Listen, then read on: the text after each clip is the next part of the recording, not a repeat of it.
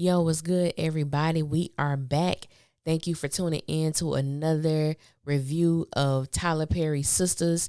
This is season 4, part 2, episode 12, entitled Goodbye at the Muff Door. Goodbye at the Door. And if this is your first time coming to my channel, welcome. If you are a returning family member, you already know what it is and what it always will be. Make sure you like, share, and subscribe. And to those who were telling me that you guys haven't been seeing my videos pop up, it's only been 2. I was away for a month, so the algorithm is a little jacked up. So just make sure if you subscribe, hit the bell for notifications so you can get an alert every time I post a video. That'll help you in the long run, all right? So without further ado, we're going to get right into this thing. So we pick up exactly where we left off.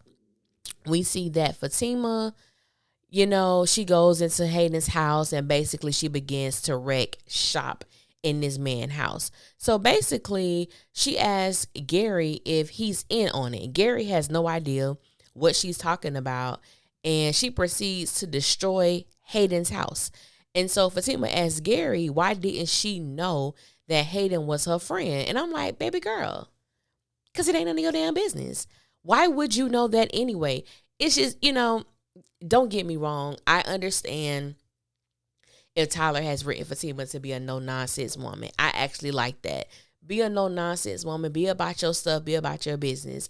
But this whole gangster, it's a little much, okay? It's a little much. And this scene for me, it was a little much, all right? So basically, she's mad, she's angry because she believes that Hayden is the reason why Zach has been arrested. Now, she doesn't know the real reason. She just makes the assumption. I can understand her assuming Hayden, but for her to respond the way that she did, I did not. I think it was team too much. Now, even though I know it's not going to happen, I definitely want to see if the fandom have the same energy towards Fatima that they did for Karen when she set Zach's grandfather belongings outside of the airport, in comparison to Fatima destroying Hayden's father's ashes. Now, let me say this. I'm sorry, but if I was Hayden, I would have beat the dog shit out of Fatima. It wouldn't have been nothing that Gary could have done to stop me from getting to her. That's just a no-no. That's just, that goes back to when Jasmine destroyed Gary's mom's ashes a few seasons back. It's just certain things you just don't do, and that's one of them. So Zach calls Fatima, and she's a bit confused, and she asks him, like, where are you? And he tells her that he's at the house. So at that time, she kind of knows she kind of effed up a little bit, because she was like, why were you arrested? Like, did it have anything to do with Hayden? And she was like, Zach was like, Hayden, no. So at that time, she was just like, basically, oh, well, it is what it is. So she wasn't sorry. She wasn't sorry. She was just like, oh, well, what I'm saying? My bad. Clean your place up. I'm Audi 3000. You feel me? So that's just how it was. So Gary ends up calling Andy to let her know what transpired with Fatima. Andy immediately calls Fatima. Fatima's trying to play it cool, act like nothing has happened. And Andy was like, don't play me. Like, I already know what happened. She was like, I already knew that Gary was going to call you, so on and so forth. Andy really didn't know the details of Gary's relationship with Hayden either. And I'm just like, why would you know? Like, I don't understand. It's just very interesting, that whole dynamic. So enough with them. Sabrina and Bayo. First of all, let me just say, I love the aesthetics of all those beautiful people, black people, dancing, being dressed up, and having fun. I thought everybody just looked good, having a good time. That's kind of like that's my kind of scene. So Sabrina ends up telling Bayo that this is the best date that she has ever had in her life. And I was like, well, damn, that's a low bar, sis, because y'all ain't do nothing. From my understanding, I don't understand what happened, but good for you, Sabrina. I'm just glad we're not seeing her with Calvin. They were both intoxicated. They were, they were just both drunk. But I'm glad, I ain't even gonna front. I'm glad that Sabrina had a good time. And I'm glad she had a good time with another man other than Calvin's ass. So we get back to Fatima and Zach. She's at the house, and Zach tells Fatima that, the kid isn't his. Basically, he lets her know why he was in jail. And Fatima basically tells him, you was a hoe. How would you know if this kid is not yours if you were out here having sex for sport? Like, that's just what it is. And so I thought it was very interesting that this is the first time, I believe that, and I could be wrong, but I believe that this is the first time that she ever asked Zach about him being faithful to Karen while they were in a relationship. And of course he was honest about it, like, that he wasn't. But I just thought it was an interesting narrative to bring up at this point in time in their relationship. But that's just how it was. Zach is denying that this is his child simply because he claims that he doesn't know the young lady who is claiming, to be the mother of this, 3-year-old boy. So we're going to see what happened with that. Q and Maurice, I still don't understand. I'm so confused with this storyline. And for me, I don't like the fact that the narrative is almost like Q is a victim in some way, or we should feel sorry for him or have some type of compassion towards him. I have none. I have no compassion and I don't feel sorry for him. And he's not a victim. He made a decision to do certain things with his life. And I just feel like he gets over by playing victim to people who have a heart. That's really how I look at him. But I just don't understand the dynamic and the fact that he's done certain things to Maurice. Maurice, out of the kindness of his heart, because I wouldn't have done it, allowed him to stay. And now you're in this man's bedroom trying to have sex with him. You know what I'm saying? Like, it was a little too much. I'm still not here for Q. I don't think I ever will be. So we see Karen and Pam. Karen comes to the shop. She's surprised to see Pam there. Pam got there early because Pam had some piping tea, so she thought. And basically, she was telling Karen that Zach was arrested, but for what she doesn't know. And she was hoping that Karen could fill in the blanks, which Karen could not, because Karen did not know that Zach had been arrested. So Aaron comes to take Karen to the doctor, unbeknownst to Pam. Listen, when Pam said, "You always got a tight shirt on," I was like, you know what? He do. He really does. I was thinking that too. I'm like, I just want to see. But his, you know what I'm saying?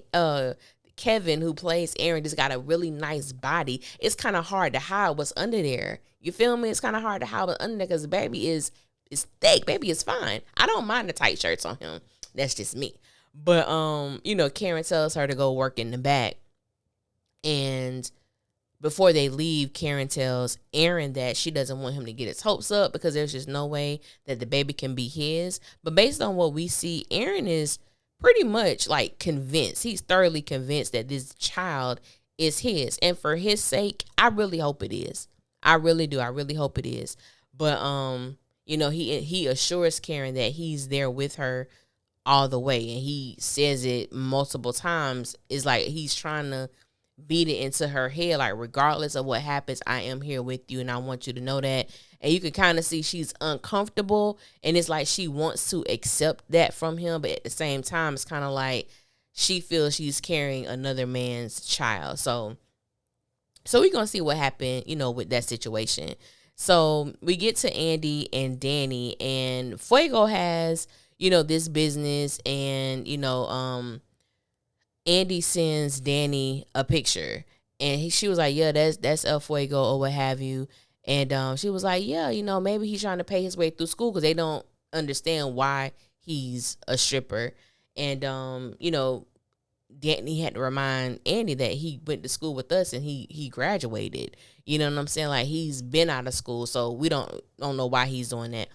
And so Andy was like, she's going to call him because she believes that Gary is spying on her. And she's absolutely correct with his crazy, narcissistic ass. He is spying on her, and I can't wait for her to find out. I don't know what is going to change. I don't know what is going to change, you know what I'm saying? But for her just, I guess, to have the I don't know, I guess the confirmation that he is doing it. And so I was really paying attention to the conversation between Andy and Danni, and when Andy told Danni that she loved her, Danni didn't say it back.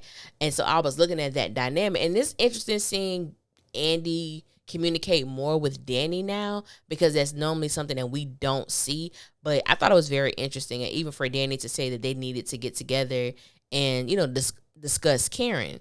And so I'm interested in that conversation to see like what angle they take and what can you really do. I mean, she's a grown woman who just happened to be pregnant, but maybe Danni wants to talk to them about how Karen was responding to her when they had their last conversation. So that's definitely going to be something. And so I'm just in her scene. So we see that Sabrina ends up coming over. First of all, why is it that Sabrina is the only, she just walks her happy ass into people's homes? Oh, why are you not answering? Because I'm asleep.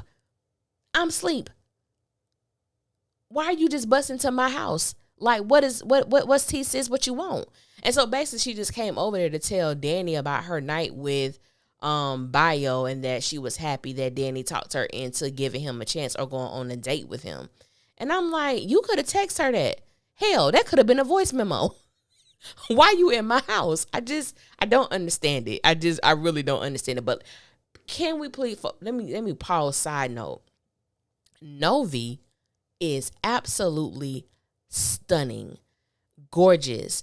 That yellow dress on her skin was, damn it was perfection. I was like, Novi is incredibly beautiful. That was a perfect, that dress on her skin was just immaculate, and she looked very, very beautiful. I just had to throw that in there. Maurice, Q, and Calvin. So we see this is the next morning, and Maurice is beating the pants. Baby, when he told Q, get up, demon, I lost it. I laughed so hard. Maurice is an absolute nut. He is crazy. Even the scene where he told Q to get out of his room and he was acting like he was having, an orgasm. I laughed. Maurice, I laughed. I want better for him with his storylines, but he made the most out of it tonight. He really made me laugh tonight. But he was basically telling Q that he needed to go, like he needed to get out. And Q's telling him that he doesn't have anywhere to go. And I'm just like, who cares? Who cares? Go somewhere, homeless shelter, go somewhere. I just don't like the fact that he's in their house.